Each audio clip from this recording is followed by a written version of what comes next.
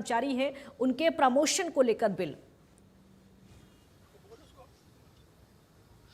बिल्कुल आज के विधानसभा के विशेष सत्र की कार्रवाई जो है वो काफी हंगामेदार रह सकती है, क्योंकि सत्ता पक्ष और विपक्ष जो है वो आमने सामने होंगे। खास तौर पर महिला आरक्षण बिल को लेकर जिस तरीके से लोकसभा में कांग्रेस की ओर से इस बिल को लेकर विरोध किया गया, बिल पास नहीं होने दिया गया, उस दिन से लगातार बीजेपी जो है इसका विरोध कर रही है।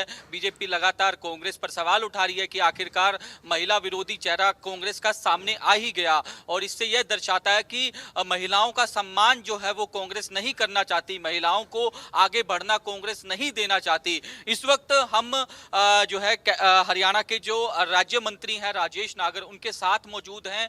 विधानसभा तक गाड़ी में उनके साथ ही जा रहे हैं, इनसे बातचीत कर लेते हैं। सर, आज एक दिन का विशेष सत्र जो है वो बुलाया गया है, काफी हंगामेदार ये सत्र हो सकता है, और कर्मचारियों को तो राहत देने का काम किया जाएगा, लेकिन एक निंदा प्रस्ताव भी आज पारित किया जाएगा। देखो, जिस तरह से हमारे माननीय प्रधानमंत्री श्री नरेंद्र मोदी जी ने हमारी महिलाओं को मजबूत करने के लिए, उनको सशक्त करने के लिए एक बिल जो अभी लोकसभा में पेश किया, और विपक्ष के सभी पार्टियों ने, चाहे कांग्रेस की बात करें, समाजवादी की बात करें, डीएमके की बात करें, और ये ममता की बनर्जी की पार्टी की बात करें, इन्होंने उस बिल का विरोध किया और एक अपमान किया नारी का और महिलाओं का।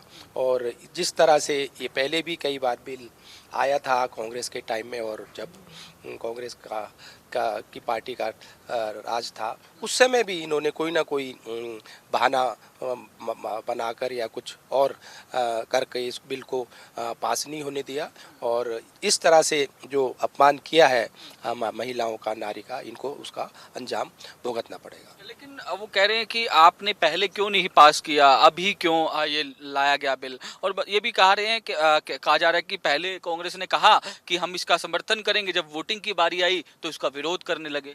देखो, ये तो वही बता सकते हैं कि क्यों उन्होंने पहले कहा कि हम समर्थन करेंगे और बाद में क्यों उन्होंने इसका विरोध किया।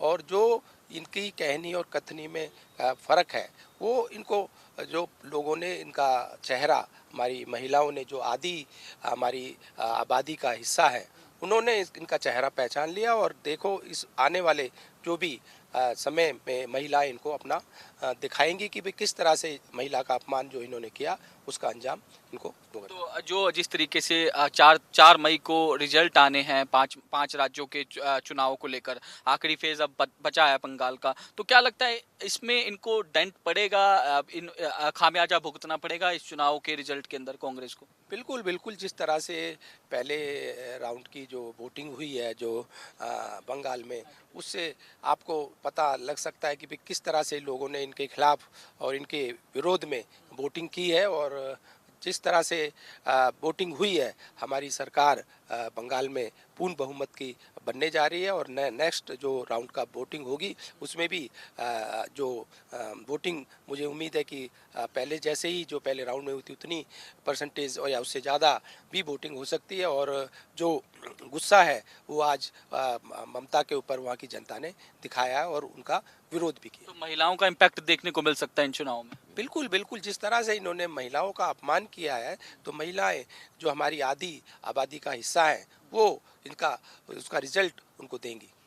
तो आज किस तरीके से विधानसभा का एक दिन का विशेष सत्र बुलाया गया, इसमें किस तरीके से निंदा प्रस्ताव पारित किया जाएगा? क्योंकि विपक्ष भी पूरी तैयार है, आपने भी पूरी तैयारी की हुई है। उधर से भूपेंद्र सिंह हुड्डा तमाम विधायकों के साथ बैठक कर रहे हैं, मुख्यमंत्री नायब सिंह सैनी जी भी तमाम विधायकों से, तमाम मंत्रियों से चर्चा कर रहे हैं।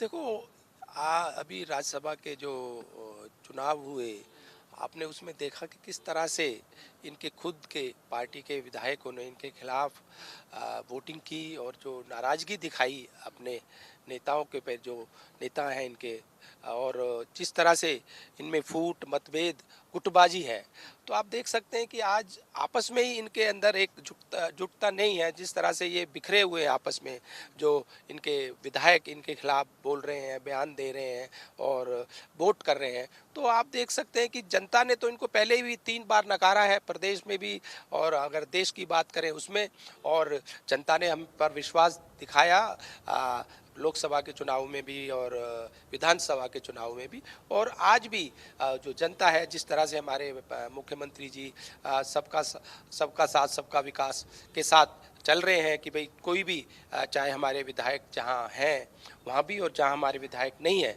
90 की 90 विधानसभा में सामान्य विकास करा रहे हैं। और एक जो जनता का विश्वास हम पर आया और दिखाया जो जनता ने हमारे सरकार पर, मुख्यमंत्री पर, उस पर पूरा खरा उतर रहे हैं। आज निंदा प्रस्ताव ला रहे हैं कांग्रेस के खिलाफ? बिल्कुल बिल्कुल, जिस तरह से इन्होंने ये लोकसभा में किया तो ये इनका, मैंने जैसे पहले कहा कि भाई इनको इनका अंजाम भुगतना भी पड़ेगा। तो सर एक आखिरी सवाल, प्रदेश में नगर निकाय के चुनाव भी चल रहे हैं, आपको भी इंचार्ज बनाया गया है, इसका भी इम्पैक्ट देखने को मिलेगा? कांग्रेस ने जो 33% आरक्षण का जो विरोध किया लोकसभा में, ग्राउंड लेवल पर हरियाणा में जो चुनाव चल रहे हैं, इसका भी असर देखेगा कि महिलाएं जो है वो इनके अगेंस्ट वोट करेगी? ऐसा कुछ नजर आ रहा है आपको?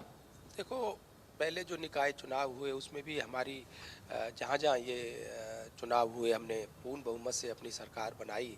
और इस बार जो कांग्रेस भी अपने उम्मीदवार लेकर आ रही है जो निकाय चुनाव है, नगर पालिका, नगर परिषद में, और हम जैसे पहले चुनाव में जीते और महिलाओं की बात की तो महिलाओं के अंदर जो गुस्सा है, जो एक विरोध जो इनकी पार्टी के खिलाफ है, वो उजागर होगा और महिलाएं इनके खिलाफ वोटिंग करेंगी। तो बिल्कुल आपने राजेश नागर जो हरियाणा के राज्य मंत्री है उनको सुना, किस तरीके से महिलाओं का अपमान करने का काम कांग्रेस पार्टी की ओर से किया गया है। इसका अंजाम जो है वो आने वाले दिनों में कांग्रेस को जरूर जो है वो भुगतना पड़ेगा। और जिस तरीके से 4 मई को 5 राज्यों के जो नतीजे आ रहे हैं उसमें कहीं ना कहीं कांग्रेस को जो है एक भारी नुकसान जो है वो होने की बात जो है वो हरियाणा के राज्य मंत्री राजेश नागर की ओर से कही गई है। वीडियो जर्नलिस्ट इंदर के साथ साहिल रुखाया, इंडिया न्यूज, चंडीगढ़।